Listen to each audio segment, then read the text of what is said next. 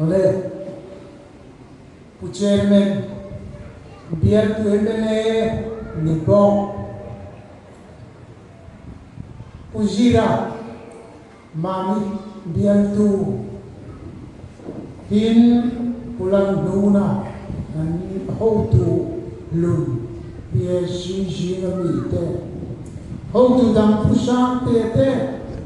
Edward terjang lokal song te mami lama jang lokal le helaya voina abiel blok huai tu unit huai tu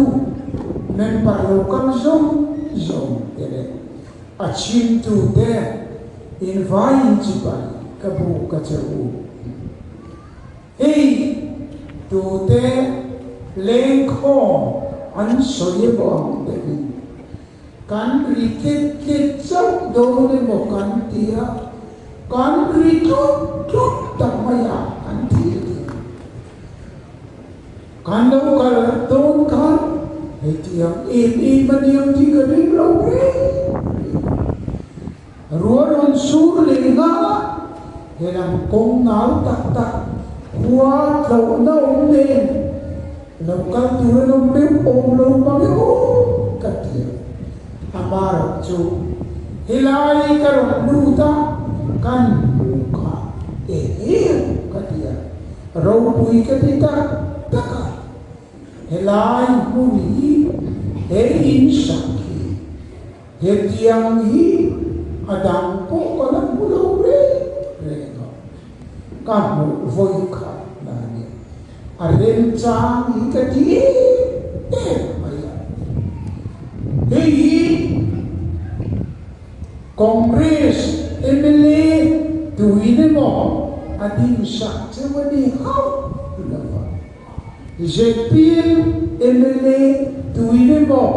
asyam sak chew adi how lava namani biar tu MLA kan militer lui mensa le tiltita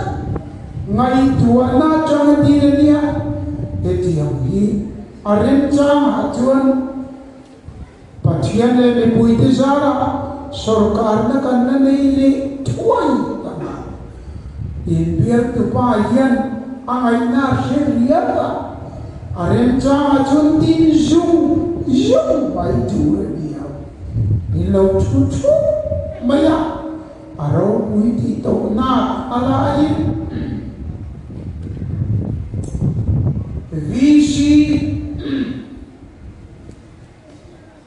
Visi pangal sarkar na siyang tari kanan Lawmluhna juta member na avay total zalile somnile pariyat may chaw wat huswa may cheman zali somni ayat tamday kanan Lawmluhna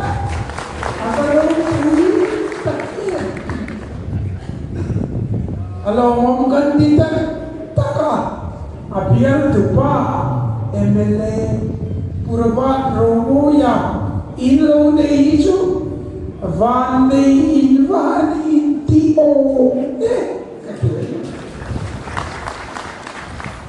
Thankin jelpo incingang tikarima ada peju MLA Khawmpui ku pathian zara athen kan rima helaya jam yun ni ten inon thang le donia amara chu purabata hi mi in an eat vela headquarter president nena purabata hi kan biar tu MLA kan duve Chuvangin kan biala loading rose bu president candidate kan biala mirunda sakro anon tinua yang minor vakam tiju kalau kok mai ma sena chu thiangan ti puin helaya kuta apia nei sha apia tinan du ba an tham tin le ngei do ba apia ani jong kan lo ruat fele kan lo ti don dia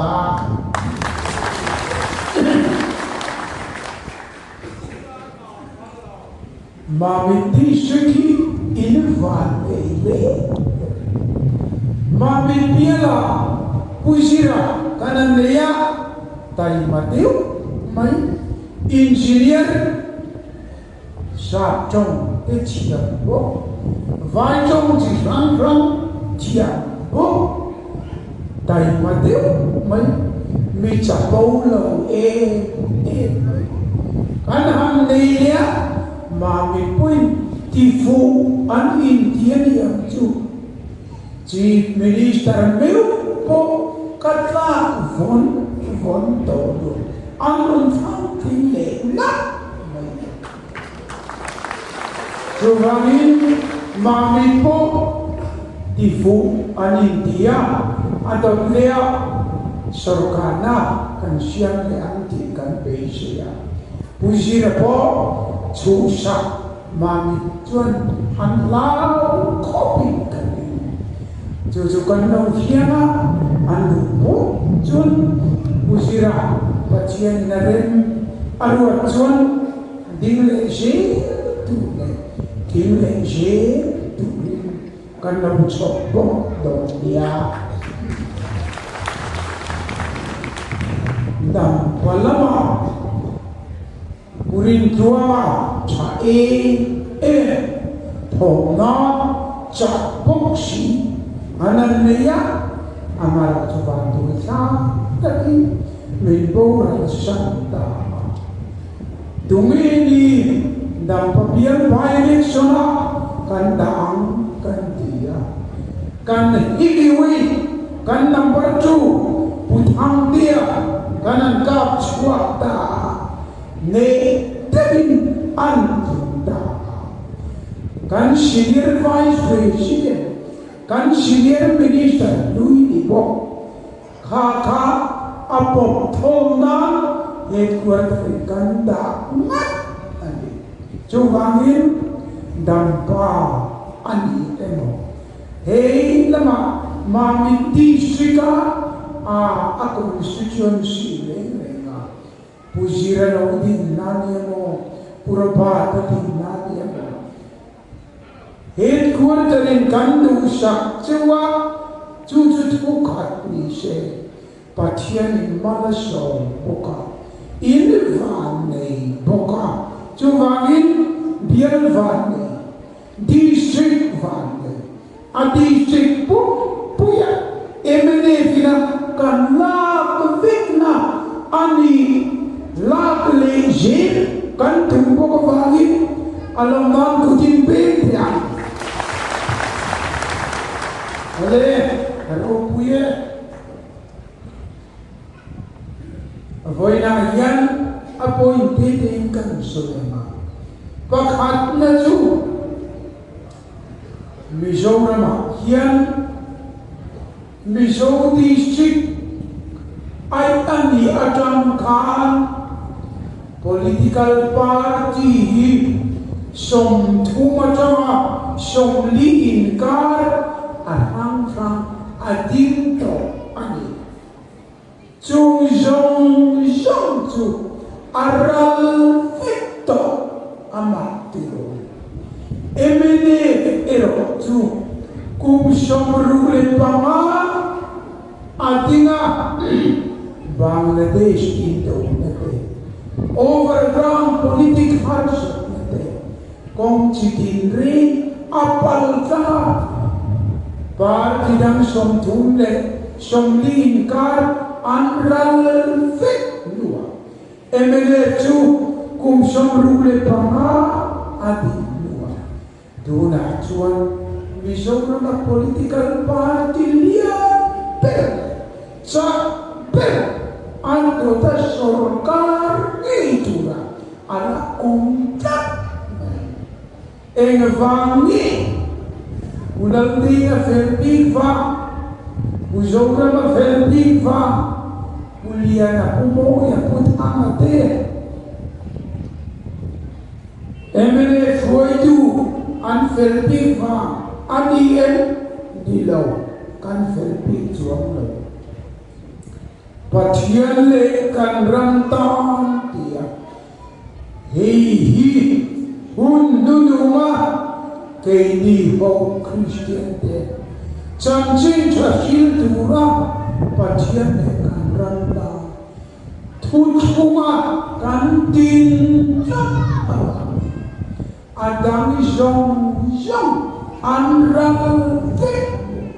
emene chu alian per. Allah ni love ani cucu MNA ni le pathian man som na tau na lokal na chan jo ani adot lekan soile tu ani le in thandot le ani emene asarkar le yeyanti kan ring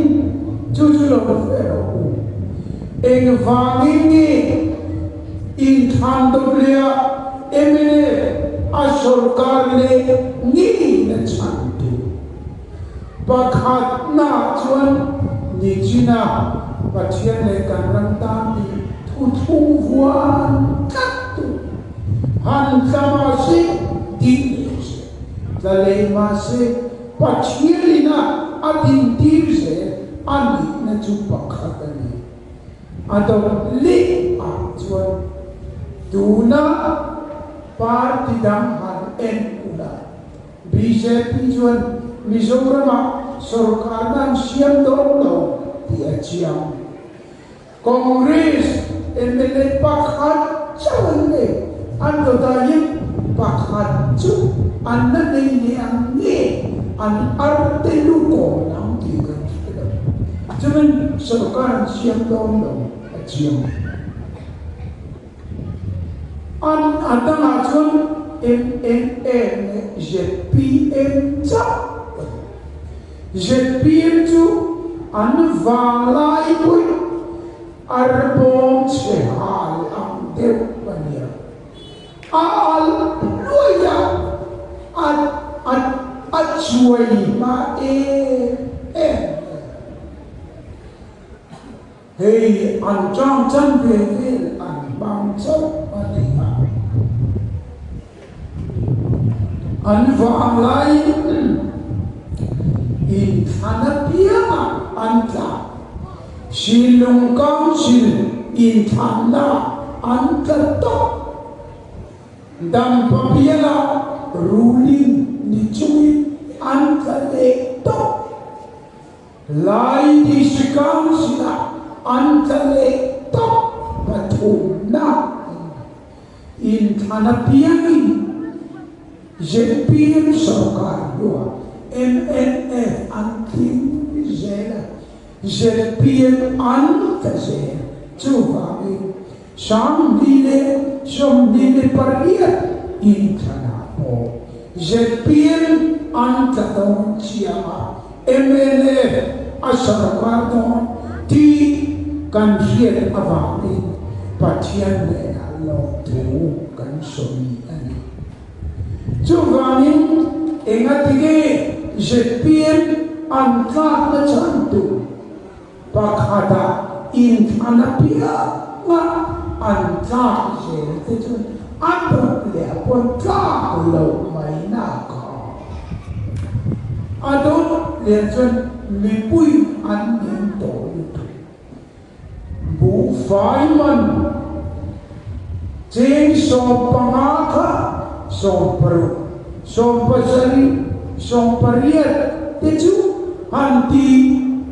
pungsena alasio andu to lutuka aledi anti punkto mi puyan mang ang hei vangyan ZPM tu atau tak atlange tu kan mi puyan di electric bill and some eba chia ba ngai a sang ba a zong po kan so se to lo chu thi la chu phai na ma thoi poi san na lu ve te si ba tu alla ya poi sa ni nga van po a tin an in ti lal a lal ngai lo na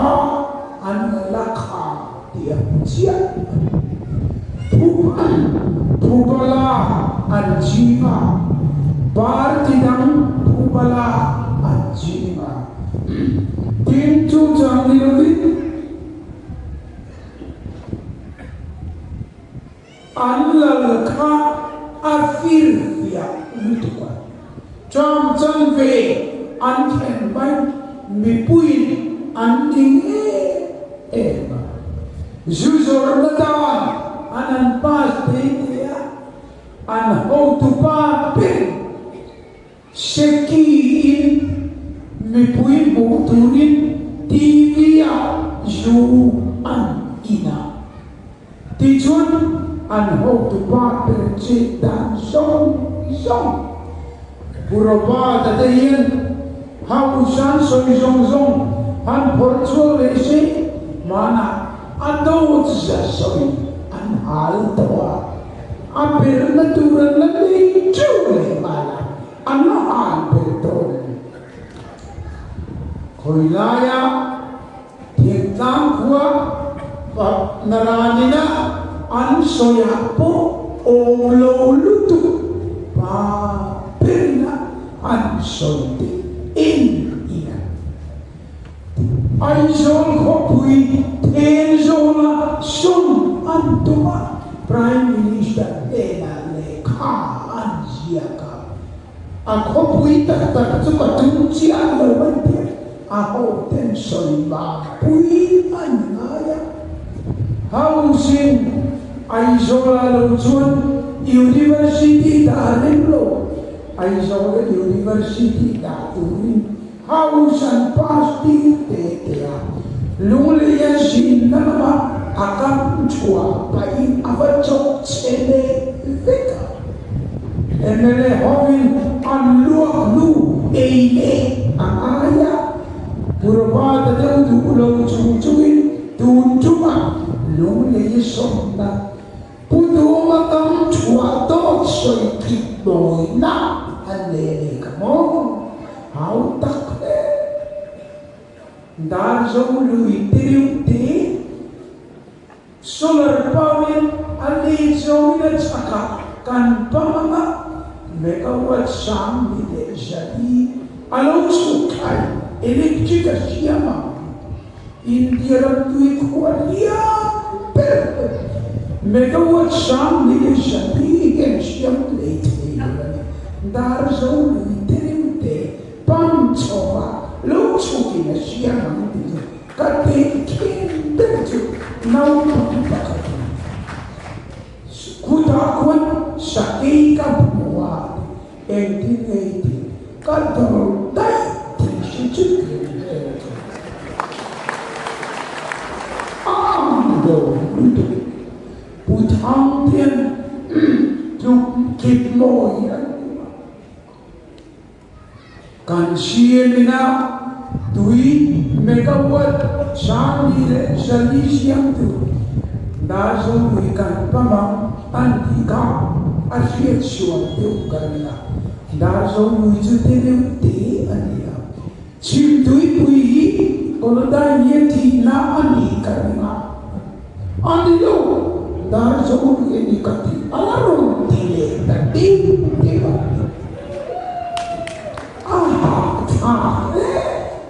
kalau bertu mistake si eminent yang kalau dote duty to solution atu dan alau do tapo scientific nendo tu pa perina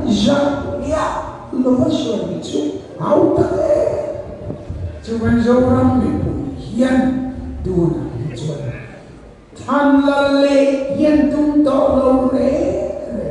nang ma yang chia lal tu ri an tum to lo ani mi pui nan kham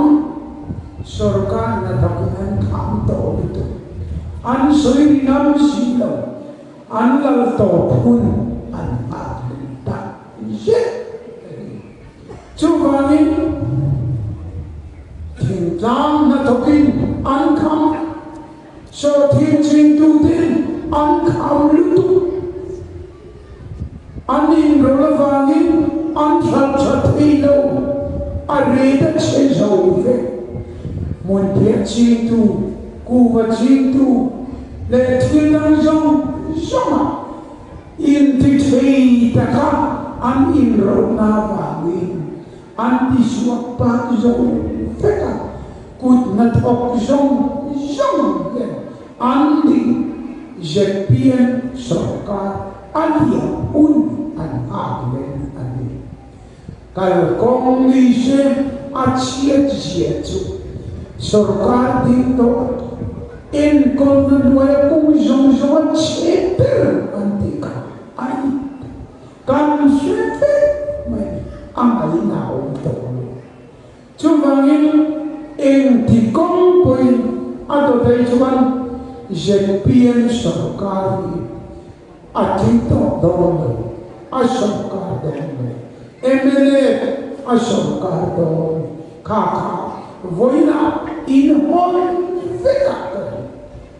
a chiang chu Jepien malo om sato kan visite a chiang chu an lo kala ita emele kan som ta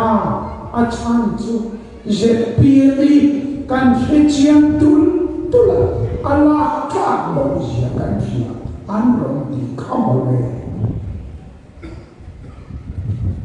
kan ho tu pa putan min da soi ka se hai sikula chian pa palian tel tho tang valian dewi an chiang pa ka tiring tiyen an yel ve ta chang ani khang a chinarima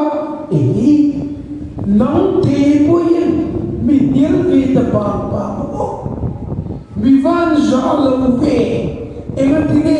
heti emina mi ja lo ta mi chiang ta emi Jepi emi an chiang a pia yan an tu lo an tan shani chuven voina non tan san te ka in ti fu ko bulan tu machon party amana pun tam to lu chu a oplum chaka a tan san de jela antitito real powerin du tokin arfuala arfual telo leader terjan pa jela atopa chu atita chu sorkara rona tuba alo rimchi a sorkar po tuna chu an ho tuba no por an ho tuba tokso mam le chul mam tu ringo buai to chu vangi jora mi ashani alai ho aniani anin ve in ninga in ron shani in di tu di ta in di chu vangi hadam takin ula emene fi pathian le ni puti jara adota ashoka me do chumi tu la tan chun in vai in watsa ula in chiande in kwami vision demo anile in chenomi demo Jepien le parti tu som selula emele va Lawmluhna Atau dah sorkar le turayan lau terturi lau so hey kumin sang di som di parucu kumjan ke kanong na le taniala nakum som di pasarikia le mga akum le kain an kumani mai JPM sorkar le ancam bang jawa an kita tujuan. Hingga kerjun Allah berwahid an MNFO itu dia an mani an tuayan tipo tilbong tei an itu apa itu Asia men coba dari mata MNF atau NATO ulah parti dami JPM mat preju MNF Lawmluhna tuna Lawmluhna so una Rio dia MNF parti kan rantang aranting done sudah tuan imbuat seni voina kan thoni zoran pumpuya amor suak do coba invite cuma lo tu kan soal dia kan ombe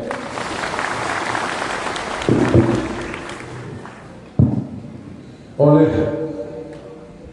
aro pui mangetro parti presiden orang sangat tak nimsila alo ombe ani hey atu masa tu pray ko le wait ya mase tu ma chwa lo turani atu te po lo lu le zel ula joy hi kan khap kata joy hi kan na phal ni lo wa cho la e the lo tu bang chuan e zum zum ram thiara chwa te po kha lo lu le zel ro tu na chuan sai thiam cham phai le te ko chak le te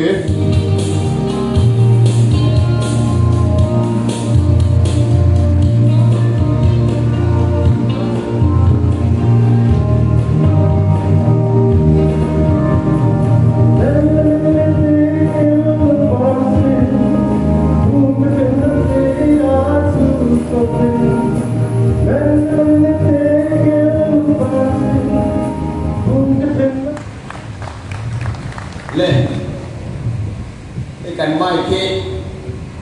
tu soi na na thazo ba ni hi a zai na ai sei lam chu fia viau tu ra kan na ya le pu chairman le kan phwal lian le ko tan la kan suai tu te le la Hachhek block suai tu te le mi pui local form te kan VC mi pa Thar te le kan VC Thar form song song te le lai rei deal qua mình quý tê lệ Hachhek bial mình quý local form tê in the bay chỉ phải có bộ chơi vào thôi đây có sấy là vâng hey cái này mà mình district khi căn van này lẽ à mình chỉ là căn quan liền là soi yang khác là quý của bảo MLA này chắc cái này hi aro quý sản pa về ria vâng tin Nijena kan VC pakatena VCP lu Thar pakatena soyang kha kan biar tu MLA hi tu ma thier lo mi le sa po thier lo ati kha ati namu tu te Hachhek biar ini kan dia sama sa MLA sorkar na ania helai biar hi opposition dia ni cuti mek lai chuan Hachhek dia ni sorkar masa di ma district ti dia sorkar masa development kan mu zong sai hi sorkar masa local to zong kongres sorkar lai ni mo emane lo sorkar masa to te po ni kha ang khan pil phei lai lo ani ka dia Katilaya Tuan, biar tu MLA Lawmluhna, Katilaya Aidon is tu biar tu disika, apa kodang pa, ne tu ni nariru, puin, he distikan biar Tuan, kan ka zot zot ti hi ti pui te pu ta ani voi ni hian alo om ka ti a chuan hei ma ni lo ka se son kan ne ya kan sinot Khawmpui le ka a zo me chuan a lu le ka me ri a ha tu kan ha dan ta so pakhat ta kan ba akal pu phar ti ta ka ana noi kan pien rei phi mai mai ko pa minister wai nak tu ka slimming ka tiang sa de ko pa wai nak masak saka anu wa nasamang the minister konsa ina wai nak ne atu foi lu ka tu trabana kan ti ang dong dong ang tho pa ne minister ne ba te kan in te na tu na ka chuan kan war ma ne ba te kan ha ne ka ti a ka phin phen thar tap ta ko ma iloen de ko thi ni kan re ga ram pa sa kan se son te tu thula kan se son te ale la ma thu te ka opposition zo ka mo ani ti pa ma ya a minister an sa lai an demand soi lai mo ni lo enge mo akan an ni rol be se na MLA la ni se la he ti la ma be la ma thu opposition zo te ka anon ni exam sara opposition member te la kan ti o tak ka anon ti ko mai chu ta pa ato pa kan house leader ber khan akirji an wai na masa be ti na ege tiap program so yang tu ka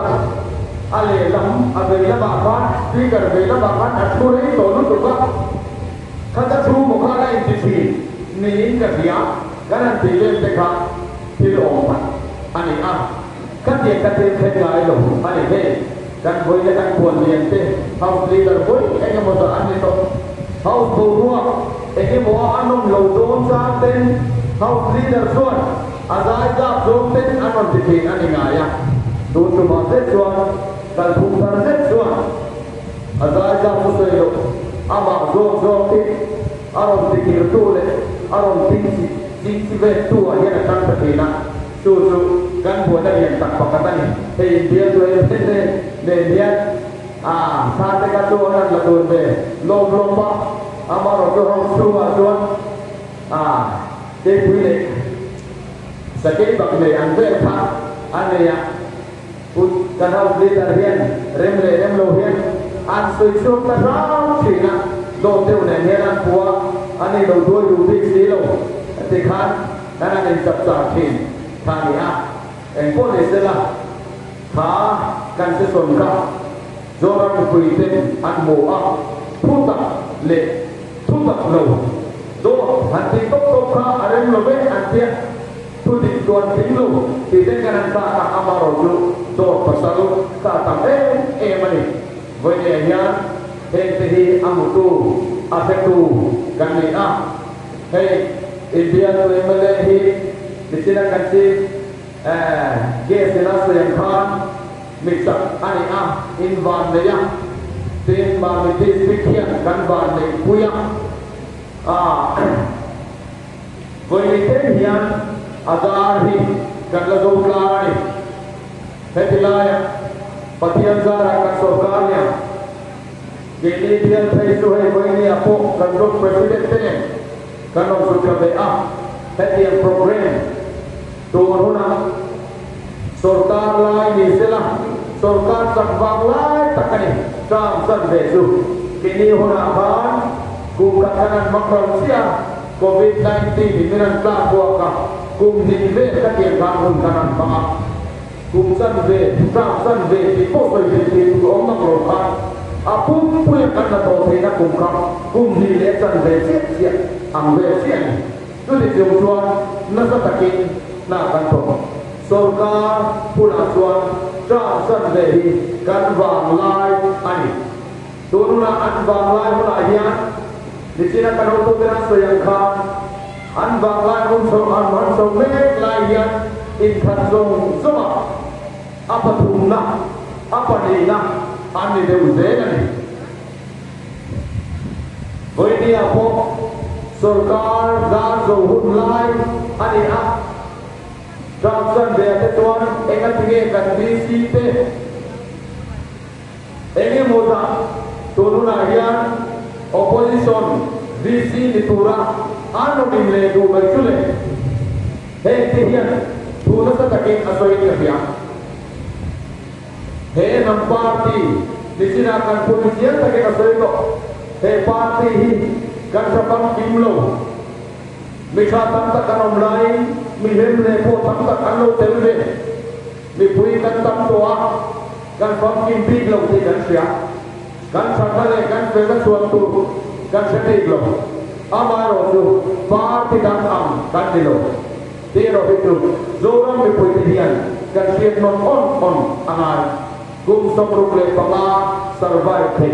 India Ramayan regional party kum somgatam di anom manglong ani West Bengal akuan CPIM Joti Basu Chief Minister Reta lo ni Tea Party ka tuna son anom mangtolo Jinamul Congress aron dualan doa tuna kuan BJP aron dia sobele me tu dia siat Joti Pura atepo Kita CPIM anong sina, amai rosu tuna tuan minority anisam. Tuan jadi Am Admi Party gum takin anong tinga, amai rosu tuna tuan surga kapo ansiam tu tolong. Gum somni somtumi survive kami tihi kuison lienta ani. Subangin boleh yang kan selfie bangte, kan chatpi bangte lebih patiani. He nam party mido te tana adin ani katabangi kum somrugle bagam diamond jubilee hian lo the boini apo dora maswa amal khaya party hian be lani theire kani hi pathian kai suana kan sang ti kan siat apoi moa subangi emene party ni itak nabaku kan suai tuate kan soyang khan Then Gano Michel Pumpkin Anong Diglom Jadi ruang-ruang Michel tak Sumle Pai Tungsa Po Soisel Bo Nato Nanam Nise Tiam Nanam Apo Nise Lam Libat Lam Sumlam Antel Furani Tihi Kone Hian Seri Lam MNA Party Ya Kan Ompe Boinia opposition party ni Maya MNA party laron zom thartu kan bung de tin za pui la ko in zuam zo ko ti mo ni hian ka sari duani ti zuan kan to de so yang kha he kan ti tu MNA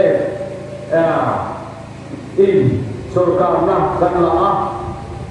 sani to ne pariya ta po kan ti tu kan so le chap in karinga Kota Katang hian MNA party aron ansuaka ganti bulso beto he district Katang hian sarkar kan form le poi sarkar mi poi mo tak ganti pur beto lo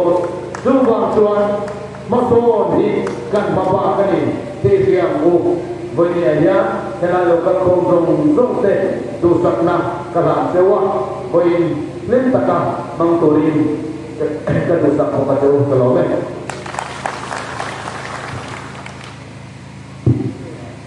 oleh voilakan kual sa om Presidial Excelsior Dianan Putoi Fel Takin challenging taxia soya ma betir in MNA Surkara Asforfia Asforfia Katulitan Ania Opposition Pial Hachhek MNA Surkara ka opposition Pial Katulitan MNA Surkara ka adu sakria wali ataka betul tidak dia Poi Excelsior Dianan Pial Poi Mastor na Kena sakta pial dia sering dia pun masa semua pasal terbentuk pusira pue langsung dia lah biar semua pasal lain akhir so dia lagi kan lo puya upload general lokal ni kan lo dia ni oleh Nula Khawmpui kan mun visi member ka mo ani he kan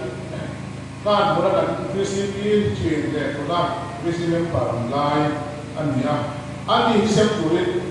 kami wa ya lo sila excellent ye umakan ko ai ko zare mo ya te ko ya ka oh kan nam si paite kan suang tak zen ali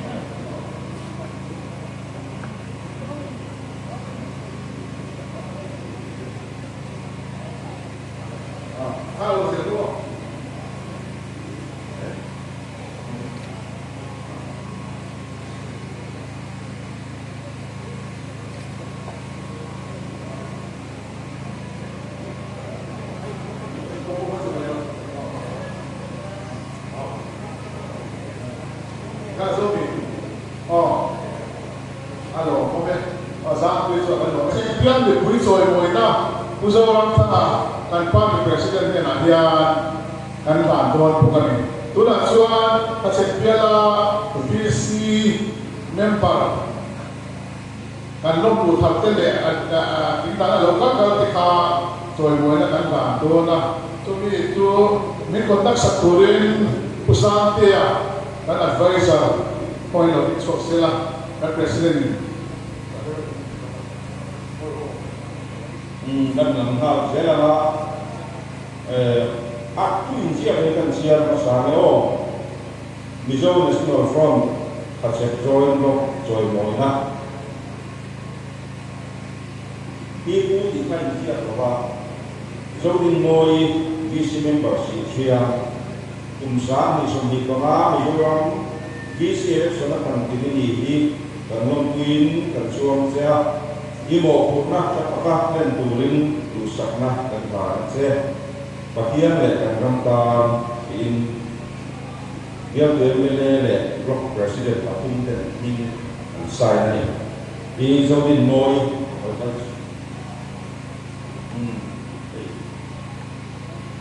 kan president lo ba atau di banan fela Mizo National Front Hachhek join block join moina loya talam na tak oba usoram thana former chief minister le president Mizo National Front zo fa ten zale na kan nei na le India dan wi him na kan nei na anana ito ina to hero wi kan dia ko ver musan sana zo fa ta na pa ni dingle Zoram masuk ke sektor kan suam sia, join mereka tu jadi kasih piala ni FBI oin kan dah nasi, patian le kan dan memang se, buka solah pulau roful le pulau rumah, blok presiden cakap dan dengan saya ni.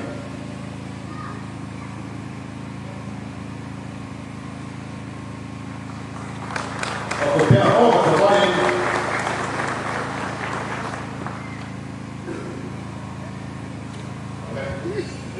Pu betul punya blok presiden cuma kan lo oleh atau tu dalam itu kalau lu bukan selalu lu tiu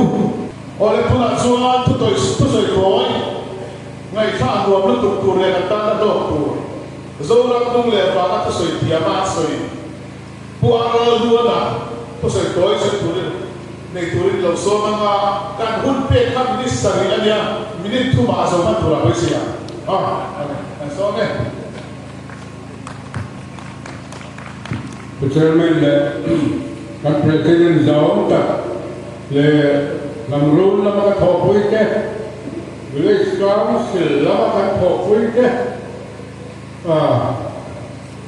Hachhek bia bị quấy để mà mình không tụt chết thì phải gần đủ chứ mà thu ăn sôi các vua quấy to là ba kia sa cái độc sa cái đỉnh vua to tụi đi coi cái thế nào ngái gì là cho bà con bấy đi cái dâu đang bầu được tu gần hú cái cả in sơ cái cả gần pui nó sôi to khá giờ bia bia sôi cả thì nó lên in sana mà thon rẻ anak cahaya lah kia ni tadi lah mandi lah dampak minister zong kalau kala ini hobi kalau betul di kalau kan mai setelah buat serveli di dalam kota encin serkara ni kia pulang tu tak bolak dosu ansim tu vô tháp các kia mình rất là dễ lắm cho bạn cho cái đấu này làm phê chuẩn sáng đi lệ xong đi lệ pasari đi đó bao giờ Christmas là mang tỏ là ăn rầy tỏ là gì chứ aku trong chua mà ren thì lệ aku bagar ren kan sia kan party president aku orang sangat Hilpe ka pebeto na ni kutong suwa makalukuna ila ila ya kubera tu sa izoa Hilpe at president of the so me pu chairman le kan kuan lian kan party president so ram thanga le kan Khawmpui san tu kan ibele sa tak kurba romo ro ile kan kuan zom engineer expertise dia nama biar tu ni bela headquarter sakan proyek tu tele blok proyek tu te tapi si member tu jomsom te lepas tu dia tu kau jomsom te masa sebaikan tu cewa tak kan kau tu dan soi toa mami district akan dia kemudian cek kui tir dan tu mana abi kin Hachhek di kui te hi afo kaya tergantung nikum isi thanakan Hachhek dia lah, isi member sasam pun lepanga kan baik kan dia, sungsi kan somli pasari itu, emane isi kan dia, kumkan dua puna dia, emane isi member paria tak punya semua paga kan dia, kosaria isi kan siap dia di kumakan, kumkan, abai kau dia, puna dia kosong pagia, emane isi kan siap dia, mak so, dia lagi. Tunaian kemudian visi member semua pengakan oma ZPM dia semua aneh kumkat apa yang lesuan dan le thaldon ini kasih itu ni nak kumasan ZPM member ayan kemudian visi member pertama itu sudah mai kalau kemudian visi siap cak itu nak pohen ang dua lagi kan siapa ini cuba Hachhek dia akan dia, Mamit district akan dia, MNR, make share sikit dan kuma sami som di paria, ikana dia, dan udah lomai dan udah sim, akan politik sikit jadi surkar China di masa kan politik, wajar, tak akan sirian dampak eleksona kan saktoa, di kuma Mamit district MNF BC kan sahur dia masih district BC association kan intang MNF kan solid thang report treasurer intang ikutnya intang sinot mereka tidak tahu itu BC member sujuan ZPM mantap cuba cuan wena dia kan politics leader aksi beri ai sona khosan akan dia cinci ai makan si sangi sopi maria tajuan Arong cina dong di kasih dua, wena Hachhek aja apa di udah kau jomsom kekohian, cuma main share situ apa kayak itu kan di imsetarin, mani kuat sewa kan ben sewa, patian le kan ramtak yang sadar ngai kata, main share main punya siap turin, dan ini latar aku tika kan itu nanti selak, kalau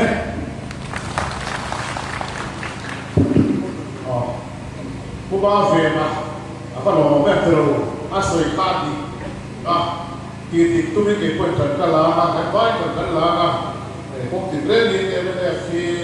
mà mình tiếp xúc cả này sẽ kia là cái chúng nó chúng ta tham xoan người sau đó phần cả để luôn đi chúng ta xoan chúng ta xoan mà không ai lâu xoan sầu sẽ là cái president itu pe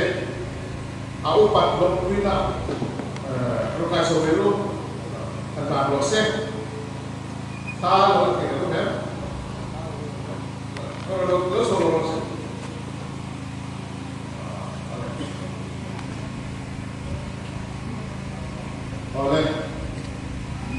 Oleh untuk suara, nak kuis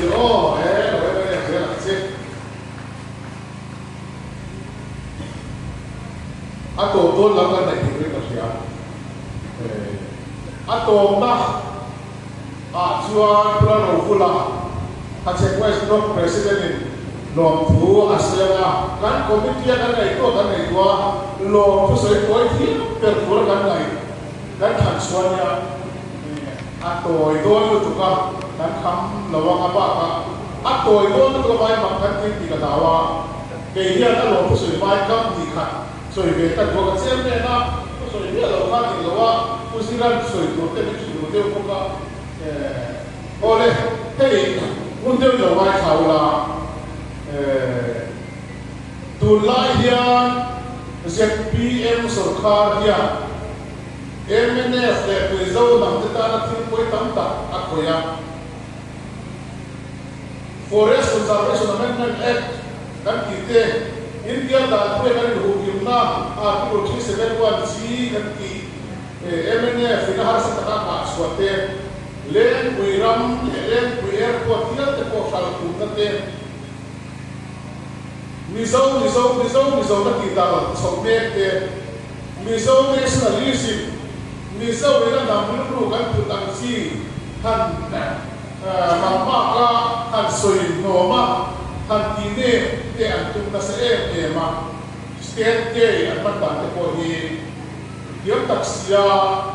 misau MNF full zel ko tine antum na ko hi as anai ya yun lang po mani din do tan mangkan kai thia ma do soi pi bi lawa asem ke ho su do soi na tem pulof lais do pur al do ni ko tani do mai asem dia do soi mai lo do ma do soi ma mai lo do la so do sem tak rei ko lo apa sa sa ki ke do soi ni su ba chuan ni kan ramta na puya ni tem minority te api takin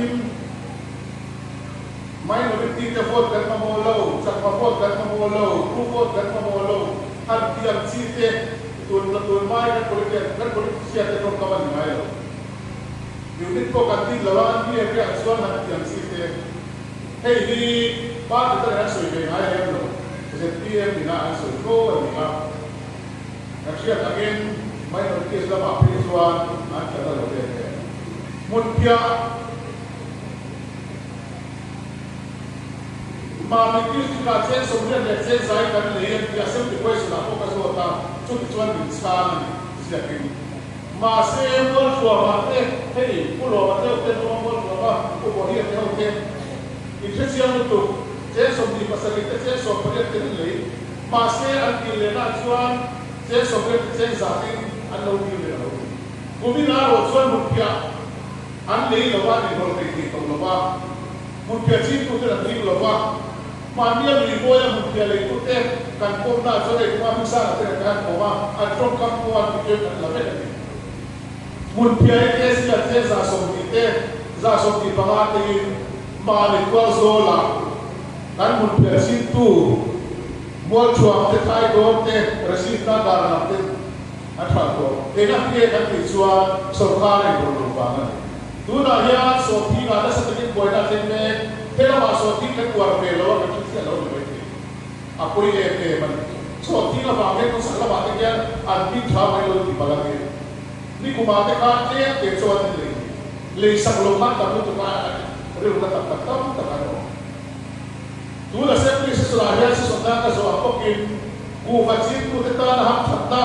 Sorkar ini budget ada, tiga so dia punya Sorkar itu tak.